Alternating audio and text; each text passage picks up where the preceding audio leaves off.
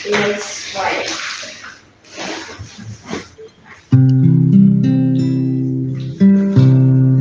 Kami mengucap syukur pada sore hari ini ya Tuhan. Kami tidak akan pernah bosan untuk datang menyembah, karena Engkau Allah yang layak untuk dipuji dan disembah. Aku percaya ya Tuhan, apa yang Kutanamkan kepada anak-anak ini untuk memuji dan menyembah-Mu setiap hari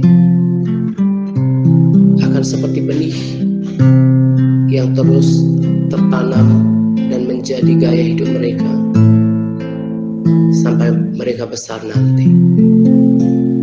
Sebuah nilai kekekalan yang ditanamkan di dalam hati mereka. Sekalipun kadang-kadang mereka tidak bereaksi banyak, tetapi aku percaya ya Tuhan, apa yang kami lakukan tidak akan pernah sia-sia.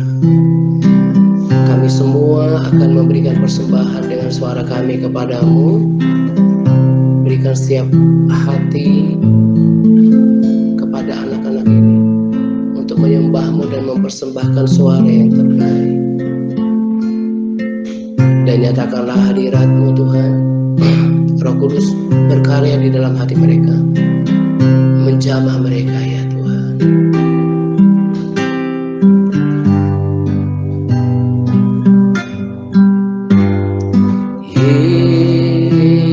Yesus, nama-Mu indah, Kau kekasih hatiku, Kau dambaan jiwaku.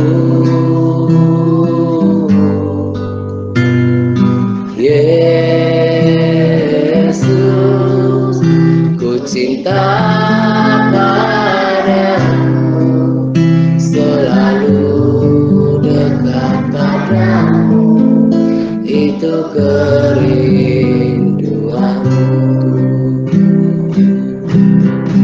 Yesus, Yesus, nama-Mu indah, Kau kekasih hatiku, Kau dambaan jiwaku.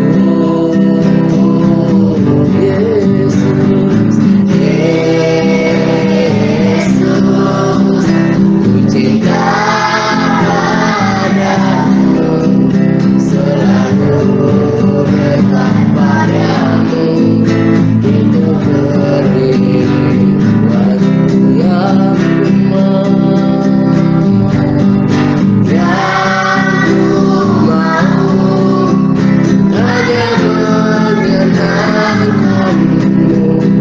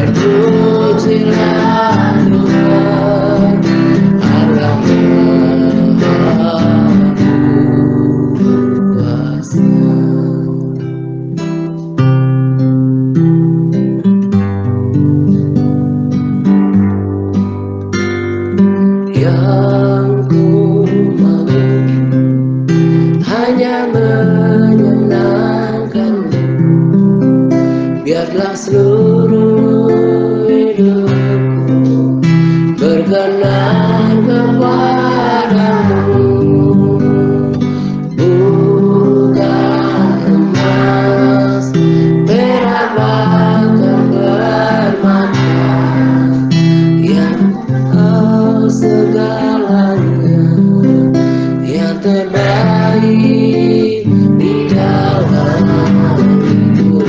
Namun kau segalanya, namun kau segalanya, yang terbaik di dalam hidup.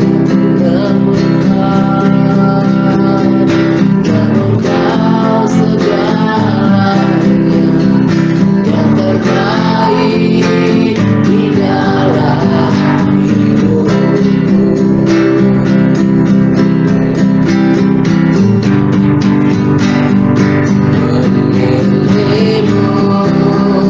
bagian yang terbaik, selamanya tak akan terganti. Harta yang paling berharga hanya Kau Yesus.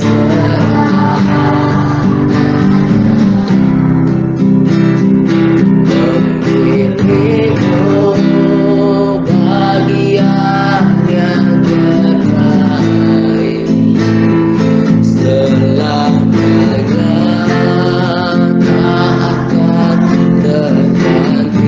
Harta yang paling berharga hanya Kau Yesus.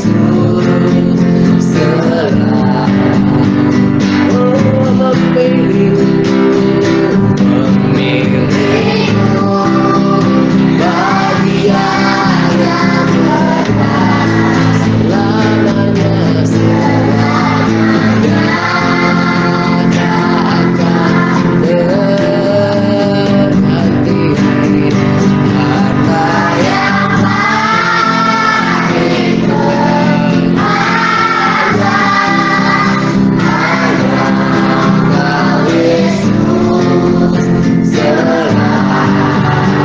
paling berharga hanya Kau Yesus. Sekali lagi, harta yang paling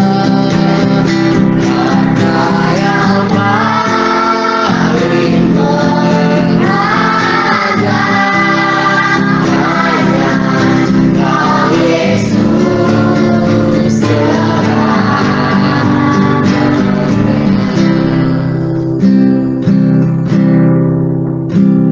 Benar ya Tuhan, harta yang paling berharga di dalam setiap hati seorang Kristen sejati adalah Yesus.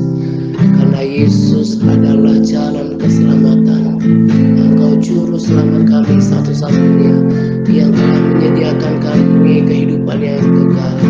Karena itu aku berdoa supaya dari kecil anak-anak ini tumbuh di dalam imannya, tidak akan pernah sekalipun menggantikan Engkau dengan Tuhan yang lain. Sekali Yesus, tetap selamanya Yesus di dalam kehidupan mereka. Kami mengucap syukur untuk hadirat-Mu, biar hadirat ini terus ada di dalam kehidupan anak-anak ini. Mereka semakin peka terhadap hadirat-Mu. Aku bahkan berdoa supaya mereka mengalami perjumpaan pribadi dengan Engkau ya Tuhan, dan membuat hidup mereka diubahkan. Kami mengucap syukur untuk hadirat-Mu. Dalam nama Yesus kami telah mengucap syukur. Haleluya. Amin.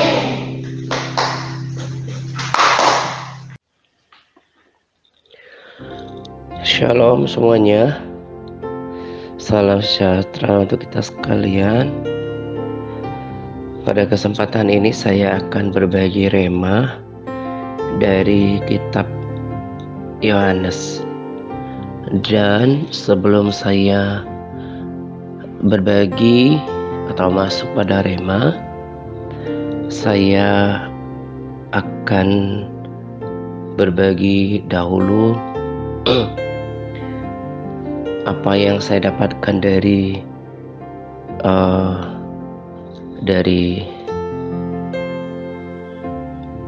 khotbah beberapa hamba Tuhan yang sejauh ini saya percaya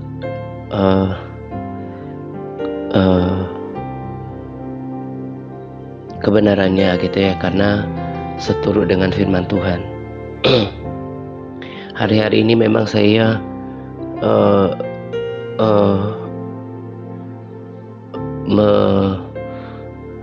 menyediakan waktu untuk mendengarkan lebih banyak video ya, sama seperti tempoh hari saya katakan saya mau mengupgrade kapasitas dan juga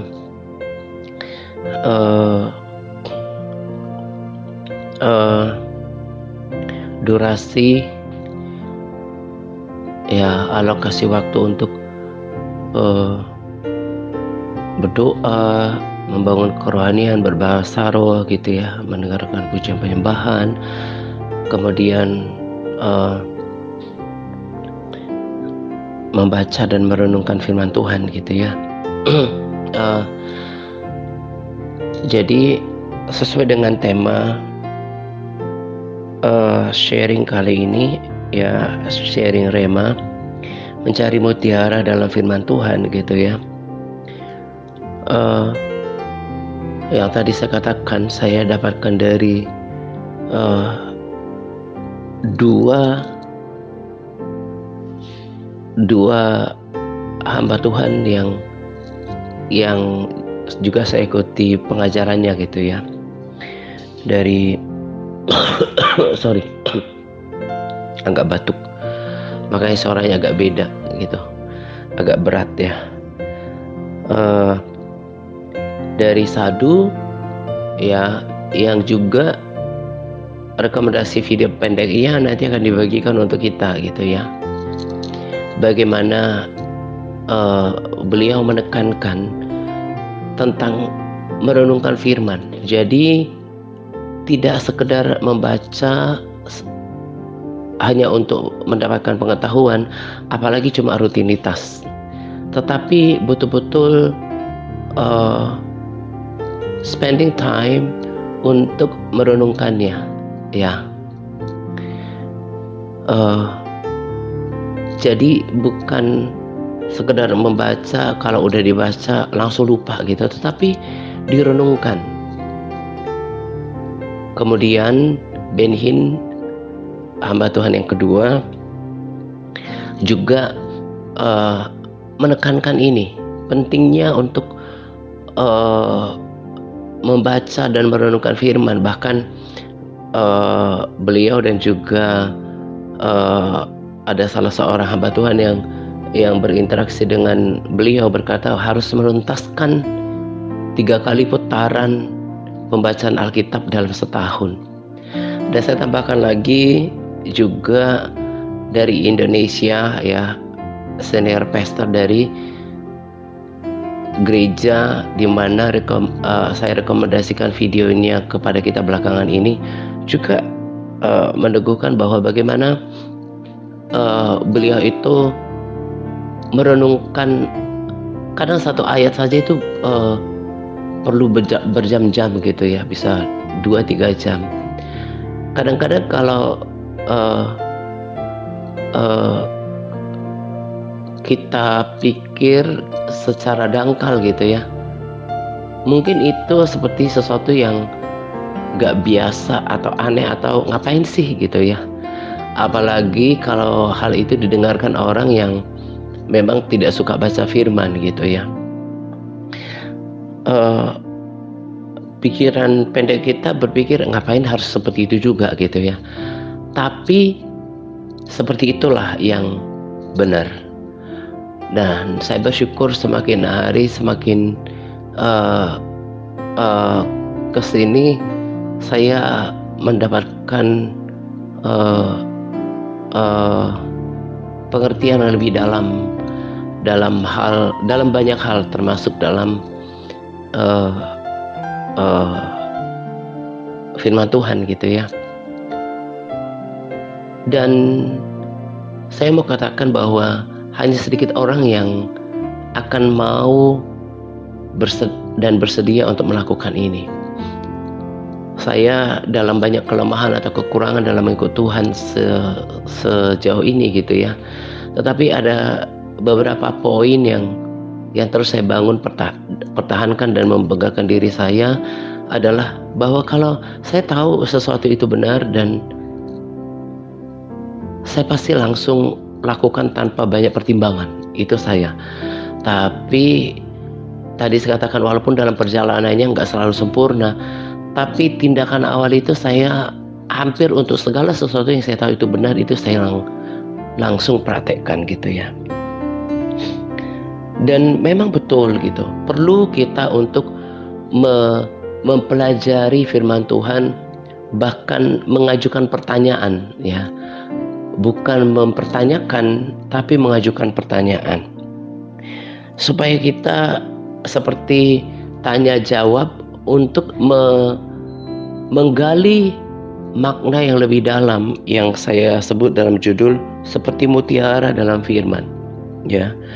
Dan ketika saya praktekkan itu, sebetulnya di waktu yang lalu saya sudah upgrade, tapi belum maksimal. Dan kali ini, untuk saat ini, yang saya lakukan adalah lebih maksimal dari hari-hari yang lalu, dan berharap next ya saya bisa melakukannya lebih dalam lagi gitu. Karena itu sungguh-sungguh membuat kita semakin menyatu dengan firman, lalu semakin membangun kerohanian dan iman kita dengan rapih dan jelas ya gitu ya, karena dasarnya itu firman. Lalu kemudian semakin kita tahu mutiara atau rema terdalam dari setiap firman Tuhan gitu. Ada banyak hal, bahkan ada yang disertai dengan kesaksian. Nanti saya akan buatkan itu pada rekaman yang berbeda atau video yang berbeda gitu ya. Hari ini saya mau fokus tentang satu tema saja, yaitu mencari mutiara dalam firman Tuhan lewat video ini. Yang paling pertama saya mau ajak kita untuk melakukan hal yang sama seperti ajakan orang-orang luar biasa itu. Dan ditambah ketika saya berbagi rema ini juga semakin ini bisa menjadi trigger ya, pemicu untuk kita mau menggali firman Tuhan lebih dalam lagi ya. Benny Hinn katakan satu pasal pagi, satu pasal malam, tapi digali sungguh-sungguh, direnungkan, dipikirkan, ditanyakan, bukan dipertanyakan gitu ya, untuk mengetahui lebih, dikupas gitu ya, apa yang pelajaran apa yang Tuhan mau kita belajar dari sana. Sebab sangat dalam setiap tulisan dalam firman Tuhan itu, dan saya akan bagikan secuil ya, hanya bagian kecil daripada firman Tuhan pada umumnya tentunya gitu ya, tentang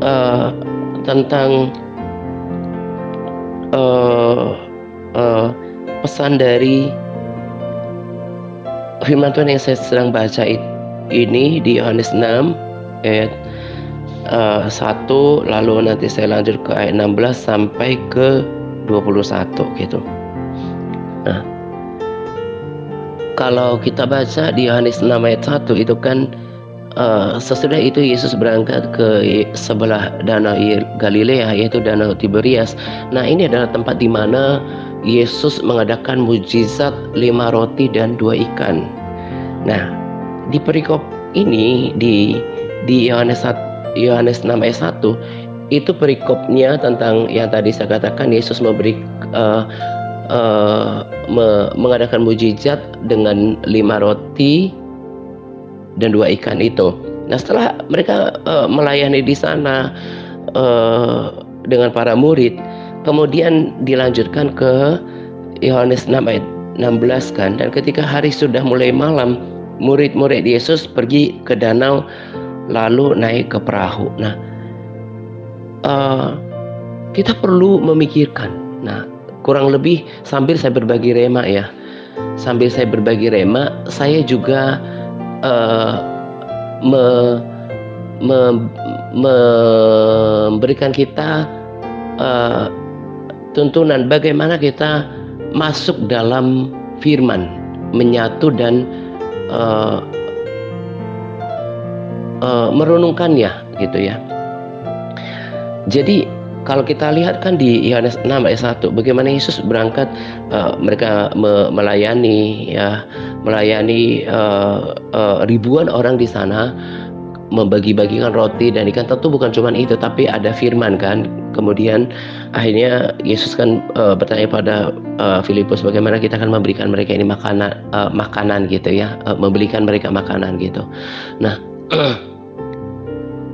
lalu setelah itu semua selesai, dikatakan di ayat 16 tadi, murid-murid Yesus pergi ke danau naik ke perahu. Nah, Yesus di mana? Gitu kan? Nah, itu yang tadi saya katakan, kita mulai bertanya, Yesus kenapa nggak bareng mereka? Apakah Yesus melakukan sesuatu yang lain, terus melayani sisa-sisa orang di sana? Tapi ketika saya merenungkan firman ini, saya teringat firman lain yang berkata, yang menuliskan bagaimana setelah pelayanan, setelah membagikan firman, pengajaran ya, Yesus dalam lelahnya pun pergi kan mencari tempat untuk menyendiri, tempat menyepi. Dan saya lebih percaya ini ya, pemahaman saya bahwa Yesus tidak sedang membereskan pelayanan seorang diri ya, karena pelayanan dengan ribuan orang itu sudah selesai.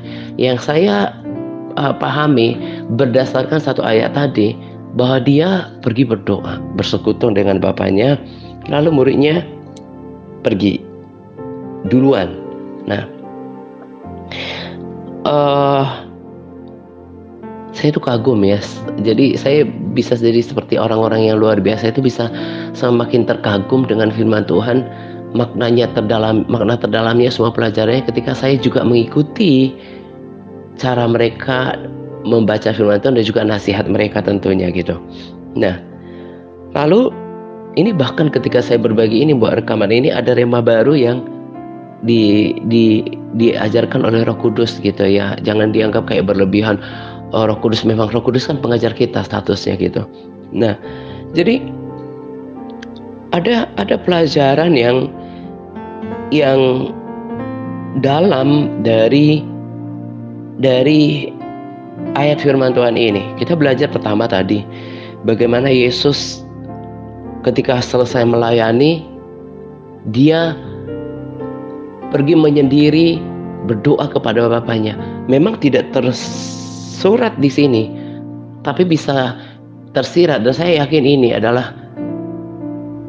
yang dilakukan Yesus karena ada dasar firman yang lain yang mengatakan bahwa bagaimana ketika dia selesai dalam lelahnya, dalam penatnya dia melayani, dia mencari tempat menyendiri untuk bersekutu dengan Bapaknya. Emang itu kan gaya hidupnya Yesus gitu. Nah, yang tadi baru saya katakan sedang membuat rekaman ini pun saya ada pengertian baru gitu ya. Di ayat 6, ayat 16, yaitu bagaimana murid-murid itu bisa pergi sendiri ya. Garis bawah ya, pergi sendiri tanpa, maksudnya bukan pergi seorang diri, tapi mereka satu rombongan itu pergi sendiri tanpa Yesus. Ayat 17, dan menyeberang ke Kapernaum ya. Ketika hari sudah gelap, Yesus belum juga datang dan mendapatkan mereka. Ayat 18, sedang laut bergelora karena angin kencang. Ayat 19, sesudah mereka mendayung kira-kira 3 mil jauhnya, mereka melihat Yesus berjalan di atas air mendekati perahu itu. Maka ketakutanlah mereka. Ayat 20, tetapi ia berkata kepada mereka, aku ini, jangan takut. Gitu ya. Ayat 21, mereka mau menaikkan dia ke dalam perahu. Dan seketika itu juga perahu itu sampai ke pantai yang mereka tujui. Nah, jadi dari firman ini kan hanya seperikop saja. Tadi ayat perikop sebelumnya saya cuma ambil satu ayat saja untuk membuat kesinambungan gitu ya. Nah, dari sini saja ada banyak pelajaran ketika saya melakukan perenungan, merenungkan, kemudian memunculkan pertanyaan di hati, kenapa Yesus gak ikut waktu itu? Akhirnya ada Roh Kudus ajarin gitu ya. Tentu berdasarkan firman, gak pakai suara. Bagaimana Yesus punya kebiasaan dalam letihnya pun dia tetap bersekutu dengan Bapaknya. Itu kita pelajari dalam hidup kita. Yesus pun yang adalah Tuhan, sekalipun lelah, dia tetap mencari waktu menyendiri dengan Bapaknya. Lalu yang kita belajar lagi adalah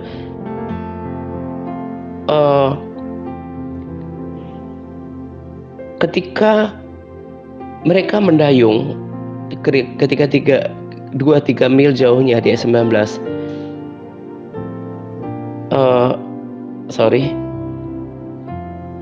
ke 18, sedang laut bergelora karena angin kencang ya. Saya ke 17 deh, dan menyeberang ke Kapernaum. Ketika hari sudah gelap, Yesus belum juga datang mendapatkan mereka. Sedang laut bergelora karena angin kencang. Jadi dalam perjalanan mereka ada badai. Pada saat itu yang diartikan sebagai badai memang secara fisik. Tapi ini juga bisa dimaknai tentang perjalanan hidup kita. Dalam perjalanan hidup kita dari start menuju garis finish, itu akan ada namanya persoalan, kesukaran, pergumulan hidup ya, yang Tuhan izinkan ya kiranya bukan karena dosa, tetapi karena suatu tujuan yang baik. Di ayat 20 dikatakan mereka kan ketakutan ketika Yesus berjalan di atas air mendekati mereka ya. Oh my God, ini tambah lagi ya pengertian-pengertian baru. Nanti saya satukan saja. Jadi yang awal rema yang saya dapatkan adalah bagaimana Yesus adalah Immanuel di ayat 20 ya, Yohanes 6 ayat 20. Aku ini, jangan takut. Nah, yang tadi saya katakan bagaimana dalam perjalanan hidup kita itu ada persoalan, ada pergumulan, ada kesesakan gitu ya. Tuhan izinkan itu terjadi, sama seperti yang terjadi pada muridnya ini ya, para murid waktu itu. Tetapi dia adalah Immanuel. Terlalu sering kita tidak melihat Yesus yang datang mendekat terhadap hidup kita ketika fokus kita pada masalah. Lewat perikop ini kita mengerti bahwa dia Immanuel itu ada dalam kehidupan setiap kita. Itu tidak akan pernah bisa disangkali oleh dirinya, karena namanya adalah Immanuel. Sekalipun kita nggak percaya, dia tetap Immanuel.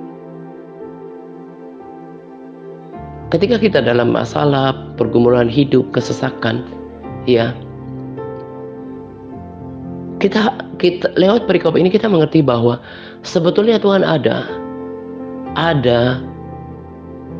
bersama kita sesuai dengan namanya. Seperti misalnya Jehovah Jireh, dia adalah provider, dia adalah penyedia. Dia akan selamanya begitu. Itu adalah karakter karakter. Nama itu kan namanya dia, kenapa dia disebut seperti the healer, penyembuh ya, karena dia memang menyembuhkan, dan itu nggak bisa disangkali. Demikian juga dengan Immanuel, dia Allah yang menyertai, akan selamanya begitu. Ketika kita dalam kesusahan, pergumulan dalam kesukaran gitu ya, sebenarnya Tuhan ada di dalam kehidupan kita. Tetapi karena tadi saya katakan terlalu sering kita menjadi fokus pada masalah, sehingga kita tidak melihat Yesus, lalu kemudian tidak mempersilahkan dia masuk dalam perahu kehidupan kita. Ayat 21, mereka mau menaikkan dia ke dalam perahu, dan seketika itu juga perahu itu sampai ke pantai yang mereka tujui. Logikanya kan kalau nambah orang kan thank God, beban perahu itu kan semakin berat kan. Iya, tapi mereka masukkan Yesus ke dalam perahu itu. Akhirnya mereka sampai ke tempat yang mereka tujui, dan akhirnya kan angin kencang itu diredakan oleh Yesus. Ketika ini tadi yang saya katakan, ketika saya rekaman, ada tambahan-tambahan yang Roh Kudus ajarkan gitu ya, bukan pengertian. Dalam kehidupan kebanyakan orang Kristen juga ini terjadi. Sering melangkah seorang diri tanpa melibatkan Tuhan. Ya, betapa beraninya para murid itu melangkah tanpa Tuhan. Makanya tadi saya katakan, saya yakin banget kalau Tuhan sedang berdoa ketika para murid berangkat.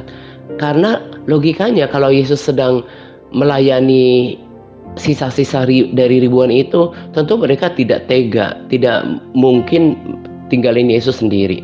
Atau apalagi ketika Yesus sedang terduduk lelah, nggak mungkin mereka tinggalin, pasti mereka ajak. Nah, maka saya semakin yakin Yesus pergi menyendiri. Maka mereka tahu Yesus lagi berdoa, mereka meneruskan perjalanan. Ini yang kita tidak boleh lakukan. Ya, kita mau belajar sama-sama untuk tidak berjalan sendiri, tapi berjalan bersama Yesus. Namun demikian, walaupun begitu, kita melangkah lalu kemudian salah, ya, keputusan kita. Ketahui lewat ayat ini lagi dahsyat, yang ini tadi saya katakan ketika saya rekaman pun Roh Kudus menambahkan lagi. Sesudah mereka mendayung kira-kira 2-3 mil jauhnya, mereka melihat Yesus berjalan di atas air mendekati perahu itu. Tuhan tidak akan membiarkan orang benarnya sampai jatuh tergeletak. Ketika kita dalam problem, di tengah-tengah persoalan, Tuhan tahu. Gak kebetulan Tuhan datang, Yesus datang ketika itu, di mana sedang terjadi angin kencang. Gak ada yang kebetulan, ya. Ketika kita dalam masalah, Tuhan tidak membiarkan kita. Tuhan datang mendekati kita. Persoalannya adalah apakah kita mulai menyadari Yesus ada di antara kita, lalu kemudian mempersilahkan Dia untuk masuk mengarungi perahu kehidupan kita. Dan ketika saya renungkan ini lagi, saya ingat kisah yang lain tentang Lazarus, yang ketika diberitahu Lazarus sakit, Yesus sengaja untuk menunda untuk datang. Itu semua ada tujuannya, seperti skenario, tapi bukan seperti skenario sinetron gitu ya. Tapi itu dilakukan Yesus untuk tujuan untuk menyatakan kemuliaan Tuhan, untuk membangkitkan Lazarus. termasuk dalam setiap langkah, setiap detail keputusan, perkataan, tindakan dan perbuatan Yesus itu semua memiliki tujuan dan tidak ada yang serampangan. Ya, lewat tadi rema-rema yang saya sudah bagikan, bahwa lewat kejadian ini juga tadi kan ada beberapa poin yang sudah sampaikan, bagaimana kita kebanyakan itu suka berjalan sendiri tanpa melibatkan Tuhan. Ya, kita belajar dari situ. Kita juga mengerti bahwa ketika kita dalam persoalan, Tuhan mendekati kita. Kalau kita melibatkan Tuhan dalam perahu itu, kemudian kita bisa melewatinya. Dan itu kenapa, ya, semua kan God is in control. Semua kan dalam kendali Tuhan. Hujan, semuanya dalam kendali Tuhan. Kalau baca firman Tuhan, dia yang mengeluarkan hujan dari perbendaharaannya. Termasuk apa yang terjadi dengan para murid ini. Ya, itu semuanya sudah dalam perencanaan. Karena Tuhan ketahukan masa depan. Dalam pengetahuan Tuhan, supaya lewat itu, dia bukan cuma memberikan pelajaran kepada para murid lewat perikop ini, tetapi memberikan pelajaran kepada jutaan bahkan miliaran orang Kristen yang mau belajar dari firman ini. Dahsyat kalau kita mau merenungkan firman. Yuk kita teladani orang-orang luar biasa itu. Saya sudah meneladani mereka, ya, seperti Sadu, kemudian juga Benhin, dan juga senior pastor dari Indonesia yang juga saya rekomendasikan videonya.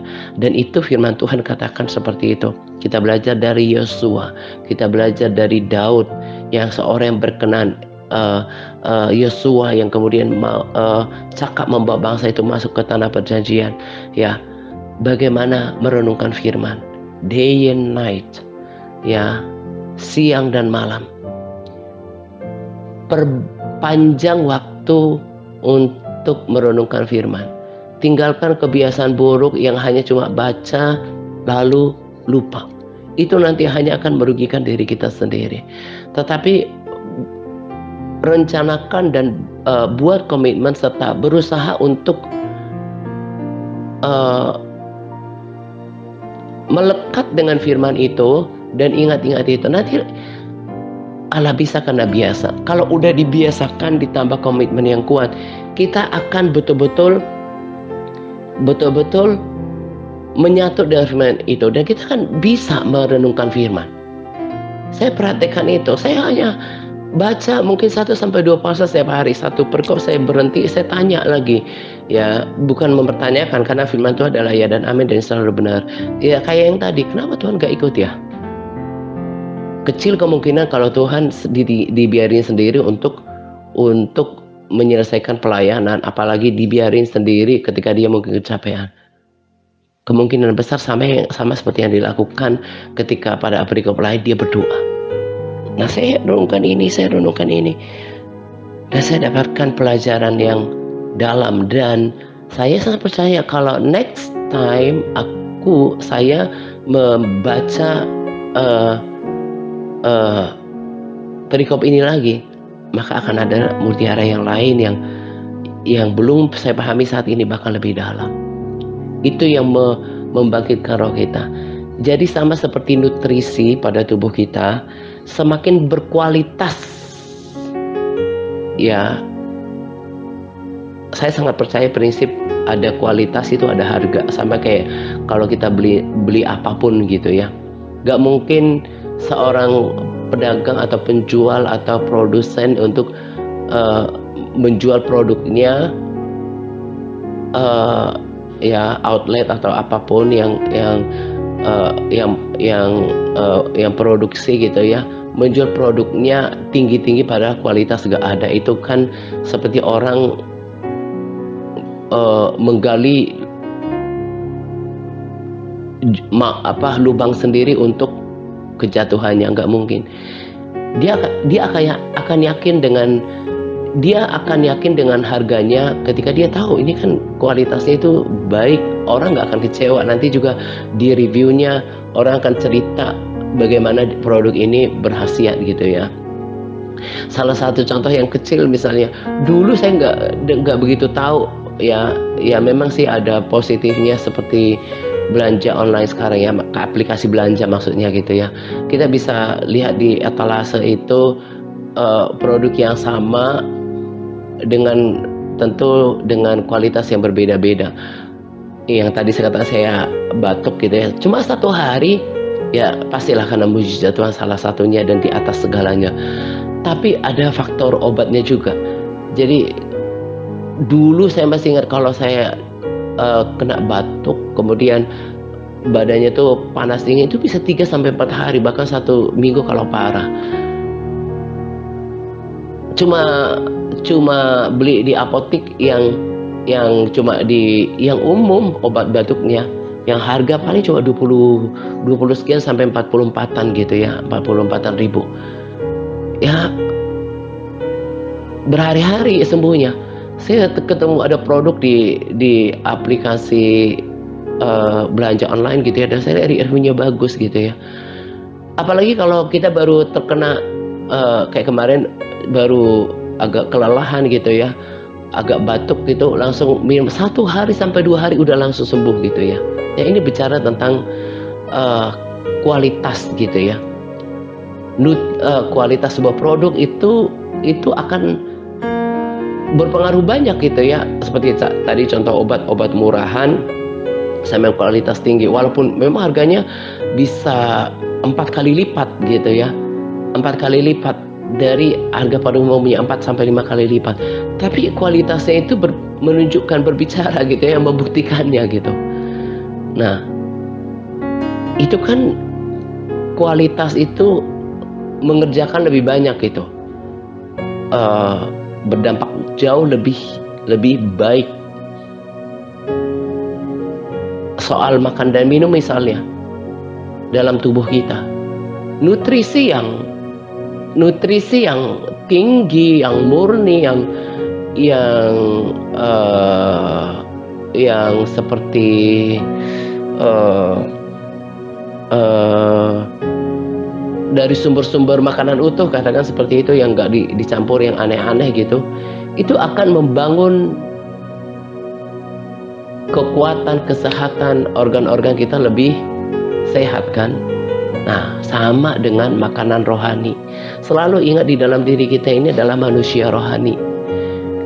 Manusia rohani kita itu perlu dikasih makan yang berkualitas supaya dia sehat, dia kuat, dia cerdas, dia peka, dia bermutu ya. Nah kalau pembacaan firman-Nya cuma dangkal, cuman gitu aja bolak-balik, nggak mau pelajarin, no wonder manusia rohaninya juga ya begitu. Bicaranya pun biasa, there is no power, nggak ada kedalaman gitu ya. Tapi kalau kita mendapatkan nutrisi yang dalam, yang berkualitas dari penggalian firman Tuhan, pembacaan firman Tuhan, maka akan memberikan efek yang sangat besar, maksimal terhadap manusia rohani kita. Karena manusia rohani kita ini akan sehat. Kan udah berkali-kali saya katakan, sumber nutrisi pokoknya adalah firman Tuhan, yang menuntun ke dalam seluruh kebenaran, yang juga menepis segala penyesatan. Kalau kita bertumbuh merenungkan firman Tuhan, maka kita hanya fokus pada Yesus yang duduk di atas tahta, yang duduk di sebelah kanan Bapa. Gak ada yang lain. Kalau ada yang aneh-aneh, yang palsu-palsu, langsung terhempas. Dan yang kita dapatkan adalah nutrisi yang berkualitas tinggi, yang membuat kerohanian kita semakin tangguh, semakin kuat, semakin bertumbuh, semakin cemerlang. Dan kita pun akan mengeluarkan perkataan-perkataan yang wow, dibanding orang yang hanya membaca gitu aja firman Tuhan. Akhirnya bisa memberikan orang pengertian-pengertian yang baru.